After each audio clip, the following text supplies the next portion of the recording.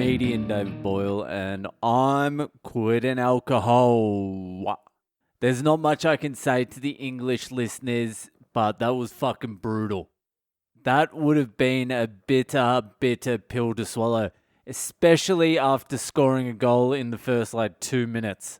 After the early goal, I was like, my 1-0 prediction is going to be pretty fucking shaky. Some people might say I put the mock on them with my overconfident prediction, but I say without my help, they probably would have lost 3-0. Tough night at the office for the people of England, but you may have lost the match, but you won the riots. I wish there was a market for that, because there was going to be riots, win or lose, wasn't there? There was a 100% chance there was going to be riots. We just needed to find out the result to see what was going to get targeted. If England won, it would have just been bus stops, street signs, like public property and shit. But because Italy won, I'm pretty sure there was a few Giuseppe pizzas getting their windows smashed in. The English are the best at football riots. There's just the right amount of violence. And that's not zero. Zero is not the right amount of violence in a football riot. But also, you can overdo it like Brazil and Argentina and shit like that. You don't want 38 dead plus 2 referees and 8 players missing because one of your players missed a fucking penalty. That is too much violence for a football riot. England's football rioting, it's great. People fucking go into the street, punch each other, there's blood.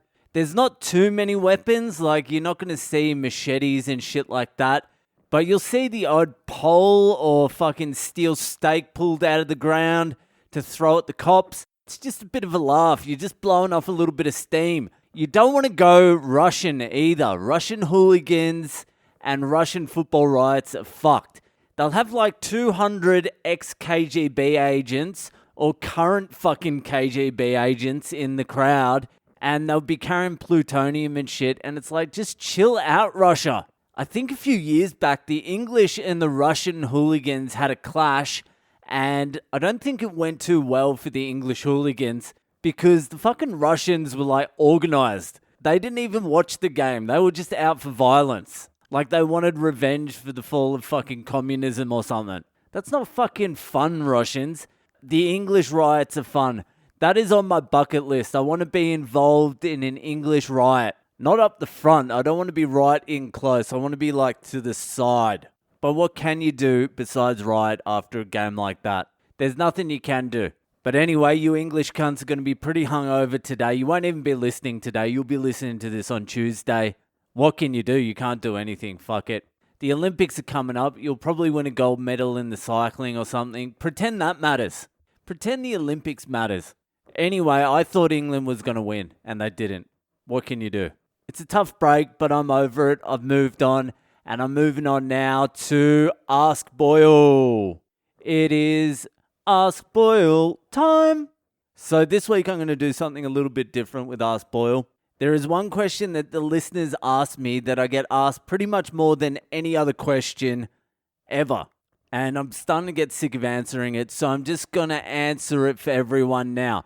So I did an episode, Day 81, called Forkies. I was going in to get my forklift license, and for some reason, I never did an episode the following day letting everyone know if I passed the test or not, which is pretty strange. I have no idea why I forgot that.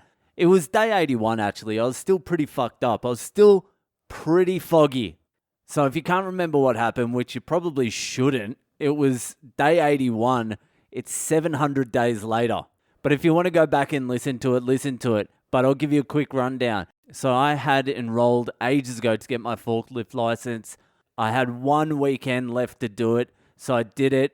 I didn't really give a fuck about doing it. I didn't want to study. I didn't want to do anything for it. There was some fucking kenos in the class, an old dude who was just panicking. This was his last opportunity of life. There was a bogan retard in front of me. There was a Sudanese guy, and there was an Indian with a PhD in some fucking engineering. They were my classmates, and me and the Sudanese guy were like, fuck this, I don't give a shit. The other 3 were desperately trying to get their forklift license. Anyway, I did not study even 1 minute. And that's not bragging. This is a fucking forklift license.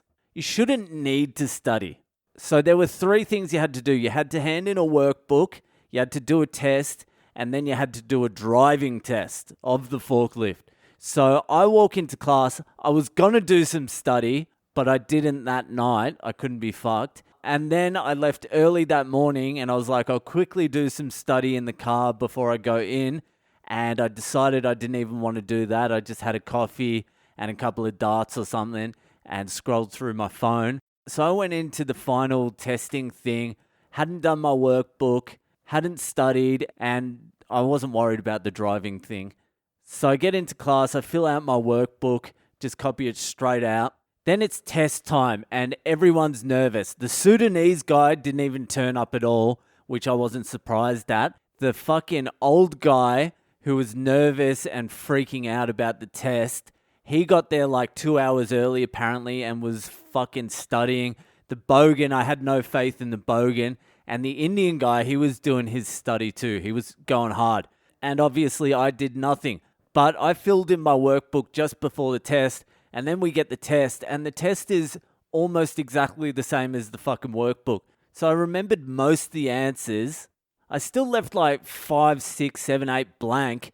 But you can always go up to the tester and just fucking work the answer out of him. It's a forklift license. It's not fucking heart surgery. And also, I did not give the slightest fuck if I failed either. So I was willing just to go, yeah, all right, I fail, whatever. So I schmoozed some answers out of him. Everyone finishes the test. They hand them in to the guy. We go to lunch. He corrects them all. I'm the only one that passed. I shit you not, everyone else failed. And they didn't fail by a little bit. I think there was like a 5 or 6 question leeway, but they failed like 12. And I looked at some of their sheets and I was like, these guys are fucking full-blown retarded. But because it's the forklift license, I think you can come back the next day, resit the test or whatever. So everyone's shocked that they've failed. And I remember this, the Indian cunt, he's like, everyone's going to fail now. Everyone's just going to fail. We're all going to have to do this again. I'm like, no, I passed my test. He's like, yeah, but the driving test is very hard. I'm like, dude, I drive cranes. I'm not worried about the fucking forklift. But he was really trying to psych me out. He was trying to save face because he failed this retarded test and he didn't want anyone to do better than him in class. And I'm like, nah, I will be passing this. Don't worry about that. So we get to the driving test part of it, and I swear to God, if you thought they did bad on the test, all of them, all 3 of them, if you thought they did bad on the test, then I don't know what the fuck you would call watching them drive the forklift. It was like the Special Olympics of driving a forklift. You had to go through like a little obstacle course. You had to go through forwards, then backwards, then you had to lift something, then you had to fucking put something down. Fucking all of them. They were taking out cones. Cones were getting stuck under the wheel, dragging along the ground. They would pick up a pallet and not lift it up, and they were just dragging it along the ground. The fucking assessor's like running out, waving his arms, blowing the whistle. The old cunt's not hearing. He's taking out like the Indian guy's ankle. It was fucking chaos in the forklift driving course. The guy, the assessor, the teacher, he had to stop them. He's like, I'm sorry. And he's trying to pass them. He's trying to get them their forklift license, but he had to stop them midway. He's like, you've already hit 20 cones and you've caused $10,000 damage to the forklift already. And like the nervous old guy gets out and he's like, how did I do? And the assessor's like, I would sign up for the dole real quickly, cunt. So I do my test and I don't really know how to drive a forklift, but as long as you take it slow and if you're about to hit something, don't accelerate. Just brake, reassess things. Just do it slow. That's all you need to do. So I just did it slow. I passed. That was fine. I get my license and they're all still in there scratching their heads. The assessor's in there like scratching his head, just going, no, you all have to come back. And they're trying to plead their case why they should pass. It was so fucking retarded. it actually made me realize how hard it is to find people that aren't retarded. So that was it. I got my forklift license. I didn't do shit for it, and I never used it. I've never used it. Now that I think about it, though, cunts are still going to ask me if I pass my forklift license because it's 700 days away from when I actually did my forklift license. So this is pretty much redundant. Unless I chop it onto the back of that episode, but I probably won't do that just out of laziness. Anyway, that's it for tonight. If you're enjoying the podcast, give it a share around with your friends, and I'll see you the fuck later.